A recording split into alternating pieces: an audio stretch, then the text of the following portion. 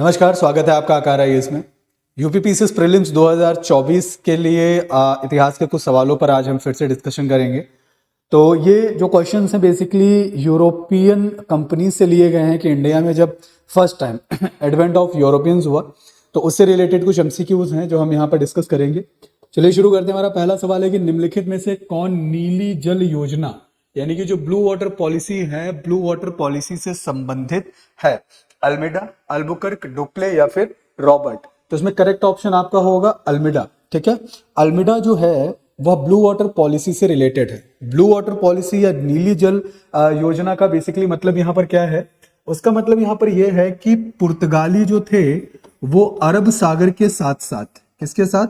अरब सागर के साथ साथ हिंद महासागर पर एक व्यापारिक शक्ति स्थापित करना चाहते थे। हिंद महासागर पर व्यापारिक शक्ति क्या करना चाहते थे? व्यापारिक शक्ति स्थापित करना चाहते थे।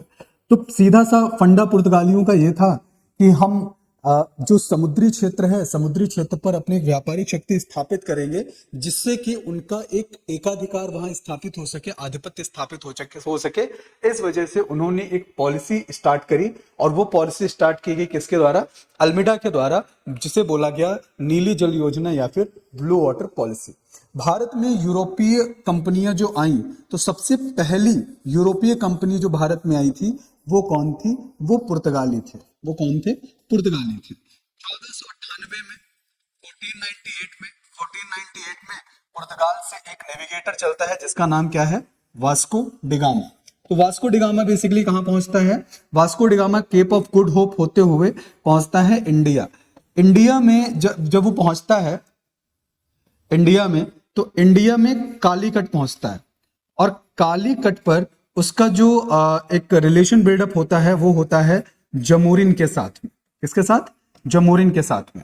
और फिर जमोरिन से मिलके वो कुछ ट्रेड करता है इंडिया में, मसालों का ट्रेड करता है और फिर उन मसालों को पुर्तगाल में जाकर के वापस बेचता है और उससे बहुत सारा बेनिफिट, बहुत सारा प्रॉफिट जो है वो गेन होता है। तो वास्को डिगामा के बाद से एक नया वाटरवेज निकला, एक नया ट्रेडिंग रूट जो है वो एक्सप्लोर हुआ, एक नया व्यापारिक मार्ग जो है खोजा गया और उसके बाद फिर लगातार यूरोपीय कंपनियों के रिलेशंस व्यापार एवं वाणिज्य के उद्देश्य से भारत के साथ बिल्डअप होते रहे और एक एक करके पुर्तगाल, फ्रांसीसी, डच, ब्रिटिश जो है एक एक करके जो यूरोपीय कंपनीज हैं वो भारत आती रही। ठीक है, और वहां पर अपना व्यापार करती रही। तो पहला ऑप्शन है, क्वेश्चन है कि नीली जल योजना, तो ये अल्मेडा से रिलेटेड है। ठीक है, उसने जो है नीली जल योजना को स्टार्ट किया था और जो अल्बुकर्क है, अल्बुकर्क ने इस ब्लू वाटर पॉलिसी को क्या कर दिया? इस ब्लू वाटर पॉलिसी को चेंज कर दिया, या फिर ये कह सकते हैं कि इस नीली जल नीति योजना को क्या कर दिया? उलट के रख दिया। ठीक है, उसको एक तरीके से रिजेक्ट कर दिया। ठीक, तो ये पहला क्वेश्चन हुआ हमारा। दूसरा है कि सूची को सूची 2 से सुमेलित करना है। इधर समुद्री यात्रियों और इधर क्या है? देश दिया हुआ है। तो कौन सा समुद्री यात्री कौन से देश से संबंधित है, हमें यह बताना है। तो वास्को डिगामा का देखें तो वास्को डिगामा बेसिकली कहां? पुर्तगाल से संबंधित है। क्रिस्टोफर कोलंबस जो कि स्पेन से संबंधित है। कैप्टन कुक का संबंध ग्रेट ब्रिटेन से है और तस्मान का संबंध किससे है? हॉलैंड से है। तो देखें तो ए हमारा मैच कर रहा है 2 से, फिर बी हमारा मैच कर रहा है 1 से, सी हमारा मैच कर रहा है 4 से और डी हमारा मैच कर रहा है 3 से, यानी कि 2 1 4 3। ठीक है, तो यहां पर बी ऑप्शन में हमें क्या मिल रहा है? 2 1 एंड 4 3 मिल रहा है। तो ये जो समुद्री यात्री हैं वो इन देशों से क्या है? संबंधित है। अगला सवाल देखते हैं। नेक्स्ट है कि भारत में पुर्तगाली शक्ति का वास्तविक संस्थापक निम्नलिखित में से कौन था? यानी कि वास्तविक तौर पर भारत में पुर्तगाली शक्तियों की स्थापना किसने की? ऑप्शंस हैं Vasco da Gama, Albuquerque, Bartholomew Dias या फिर जॉर्ज ऑक्सटन। तो वास्को डिगामा तो नहीं है। 1498 में बेसिकली वास्को डिगामा आया, उसने अपना ट्रेड किया, व्यापार किया, उसके बाद फिर से वो वापस चला गया। लेकिन भारत में जो पुर्तगाली शक्तियों का वास्तविक संस्थापक माना जाता है वो अल्फांसो डी अल्बुकर्क को माना जाता है। अल्फांसो डी अल्बुकर्क जब भारत आया तो उसने 1510 में बीजापुर के एक सुल्तान थे। ठीक है, बीजापुर के एक आदिल शाही राजा थे, एक आदिल शाही सुल्तान थे। ठीक है, इनसे उसने क्या किया? आदिल शाही राजा, ठीक है, इसने उनसे गोवा का बंदरगाह छीन लिया। ठीक है, अल्बुकर्क और आदिल शाही राजा के बीच में क्या हुआ कि एक बैटल हुआ, युद्ध हुआ और उसमें क्या उसने किया कि बीजापुर से उनका जो समृद्ध एक पोर्ट था, बंदरगाह था, उसे क्या कर लिया? छीन लिया। उसे छीनने के बाद में दक्षिण पश्चिम वाला जो जोन था, ठीक है, इंडिया का साउथ वेस्ट वाला जोन था, उस जोन पर, उस क्षेत्र पर पुर्तगालियों को समुद्री क्षेत्र पर एकाधिकार करने का अधिकार जो क्या हो गया, वो प्राप्त हो गया। तो जिसके जिसके बाद फिर अल्बुकर्क ने जो है भारत में पुर्तगाली शक्तियों की वास्तविक तौर पर क्या करी, स्थापना की। तो दैट्स वाई अब अल्बुकर्क को भारत में पुर्तगाली शक्ति का वास्तविक संस्थापक माना जाता है, ठीक है। उसके बाद नेक्स्ट है कि भारत में यूरोपीय शक्तियों के प्रवेश के संदर्भ में निम्नलिखित में से कौन सा कथन सही नहीं है। पुर्तगालियों ने 1499 में गोवा पर कब्जा किया था। अंग्रेजों ने अपना पहला कारखाना दक्षिण भारत में मछलीपट्टनम में लगाया। पूर्वी भारत में अंग्रेजी कंपनी ने 1633 ईस्वी में उड़ीसा में पहला कारखाना लगाया और डुप्ले के नेतृत्व में फ्रांसीसियों ने 1746 में मद्रास पर कब्जा कर लिया था।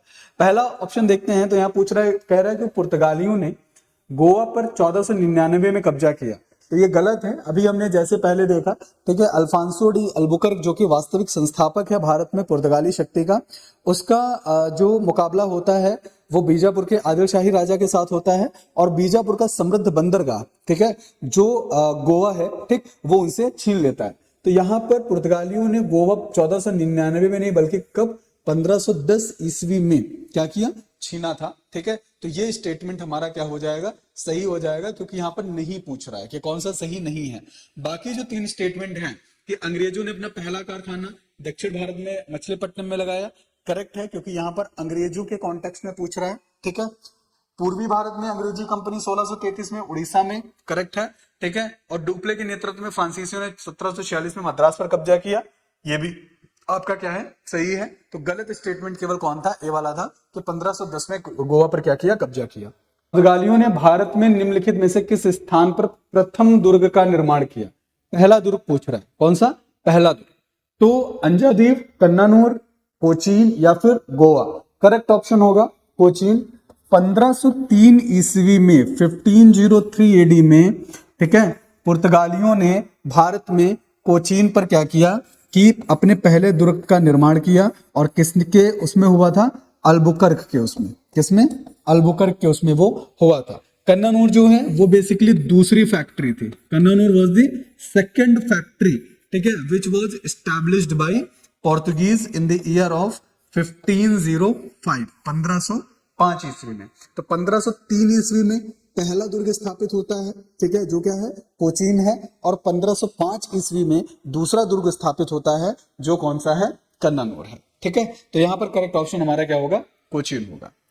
अगला क्वेश्चन है कि किन यूरोपीय व्यापारियों ने भारत में प्रथमतः सामुद्रिक व्यापारिक केंद्र स्थापित किए। कौन से यूरोपीय व्यापारिक थे जिन्होंने भारत में समुद्री व्यापारिक केंद्र स्थापित किए सबसे पहले, ठीक है। तो अंग्रेज हैं, फ्रांसीसी, पुर्तगाली हैं, डच हैं। करेक्ट ऑप्शन होगा पुर्तगाली। ठीक, 1498 में वास्को डी गामा के आने के बाद में फिर यूरोपीय कंपनियों का भारत में आने का सिलसिला क्या हो गया, शुरू हो गया, ठीक है। और पुर्तगाली पहले ऐसे यूरोपीय व्यापारी थे जिन्होंने भारत में सबसे पहले सामुद्रिक व्यापारिक केंद्र क्या किए, स्थापित किए। इससे पहले जो दिल्ली सल्तनत का टाइम पीरियड रहा या मुगल वंश का जो टाइम पीरियड रहा, उस टाइम पीरियड में उन्होंने जो समुद्री व्यापारिक केंद्र हैं या समुद्री क्षेत्र हैं उस पर एज सच बहुत ज्यादा ध्यान नहीं दिया था। यानी कि ट्रेड एंड कॉमर्स के सेक्टर में, व्यापार एवं वाणिज्य के क्षेत्र में जो है कि समुद्री मार्गों को प्रायोरिटी क्या दी गई, कम दी गई। तो उसके बाद जब पुर्तगाली भारत आना शुरू किए समुद्री मार्ग के थ्रू, तो पुर्तगालियों ने जो है क्या किया कि सबसे पहले समुद्री व्यापारिक केंद्र जो भारत में वो स्थापित किए। तो यहां पर सी ऑप्शन क्या हो जाएगा, करेक्ट हो जाएगा। अगला है कि बंगाल की निम्नलिखित फैक्ट्रियों में से एक जो पुर्तगालियों द्वारा स्थापित की गई बात थी, बांदेल, चिंसुरा, श्रीपुरा या फिर हुगली। तो हुगली करेक्ट ऑप्शन है। हुगली जो है वह बंगाल की फैक्ट्री थी जिसे किसके द्वारा स्थापित किया गया था, पुर्तगालियों के द्वारा स्थापित किया गया था। तो पुर्तगालियों ने बंगाल में हुगली में जो है वो अपनी फैक्ट्री स्थापित की थी। नेक्स्ट है कि पांडिचेरी के संदर्भ में निम्नलिखित कथनों पर विचार कीजिए। तो पांडिचेरी पर कब्जा करने वाली पहली यूरोपीय शक्ति पुर्तगाली थे। तो ये ऑप्शन हमारा करेक्ट होगा। पहला स्टेटमेंट कि पांडिचेरी पर कब्जा करने वाली पहली यूरोपीय जो थे वो कौन थे, पुर्तगाली थे। पांडिचेरी पर कब्जा करने वाली दूसरी यूरोपीय शक्ति फ्रांसीसी थे। तो ये गलत है। पहली यूरोपीय शक्ति फ्रांसीसी नहीं थे, बल्कि 1673 में in the year of 1673 Pondicherry पर जो अधिकार स्थापित किया, ठीक है, पहले वो किसने किया, डेनिस ने किया, देन उसके बाद में फिर उस पर अधिकार स्थापित किया डचों ने, फिर उस पर अधिकार किसने स्थापित किया, डचों ने। ठीक है, 1673 में फ्रांसीसियों ने नहीं बल्कि डेनिस और डचों ने उस पर अधिकार क्या किया, स्थापित किया, किस पर, पांडिचेरी पर। ठीक है, तो ये स्टेटमेंट हमारा क्या हो जाएगा, गलत हो जाएगा। फिर अंग्रेजों ने कभी पांडिचेरी पर कब्जा नहीं किया, तो ये स्टेटमेंट भी हमारा गलत होगा कि अंग्रेजों ने पांडिचेरी पर कब्जा किया था। ठीक है, 1793 ईस्वी में 1793 में अंग्रेजों ने पांडिचेरी पर अपना कब्जा जो है वो किया, वहां पर अपना एक केंद्र स्थापित किया था। ठीक, तो दो स्टेटमेंट हमारे गलत हो जाएंगे, तो करेक्ट स्टेटमेंट कौन है, ए होगा, केवल एक पहला स्टेटमेंट यहाँ पे क्या है, सही है। अगला क्वेश्चन कि निम्नलिखित में से कलकत्ता का संस्थापक कौन था, चार्ल्स आयर, जॉब चार्नक, गैरोल्ड लंगियर या फिर विलियम नॉरिस। तो करेक्ट ऑप्शन यहाँ पर है जॉब चार्नक। जॉब चार्नक कलकत्ता का वास्तविक संस्थापक है, लेकिन इसके पीछे कुछ एक आर्गुमेंट भी दिया जाता है कि सन था 2003, तो 2003 में कलकत्ता हाईकोर्ट ने यह बोला कि जॉब चार्नक के आने से पहले कलकत्ता जो है वो अपने वास्तविक रूप में स्थापित था, तो इस वजह से जॉब चार्नक को कलकत्ता की स्थापना का श्रेय नहीं दिया जा सकता है। ठीक है, तो ये चीजें इसमें हैं, तो इन चीजों को हमने आपके साथ डिस्कस किया। और आगे आने वाले समय में जैसा कि हम जानते हैं कि टाइम बहुत कम है, तो इस टाइम पीरियड में अपने आप को बहुत ही पॉजिटिव एनर्जी के साथ लगाइए और मैक्सिमम जितना ज्यादा रिवीजन हो सके उतना ज्यादा आप लोग रिवीजन करते रहिए और एमसीक्यूज की प्रैक्टिस तो हर हाल में करते ही रहिए। उससे आपको अपनी एक स्ट्रेंथ एनालिसिस चीजें पता चलेंगी और आप एग्जाम में बेहतर परफॉर्मेंस जो है वो कर पाएंगे। बाकी अगर ऐसा किसी भी स्टूडेंट्स को ये प्रॉब्लम हो रही है फर्दर एनी सब्जेक्ट, किसी भी टॉपिक्स को लेकर के, डिस्कशन को लेकर के, या मॉक लगाने पर आपके मार्क्स इंप्रूव नहीं हो पा रहे हैं, तो उसके लिए मेंटरशिप सेशंस के लिए आप बेसिकली यहाँ पर आ सकते हैं। ठीक है, आकार आईएएस ऑलवेज वेलकम यू, और वहां पे जो भी आपकी प्रॉब्लम्स या परेशानियां होंगी उनका समाधान या सॉल्यूशन आप लोगों के सामने जरूर रखा जाएगा। Thank you.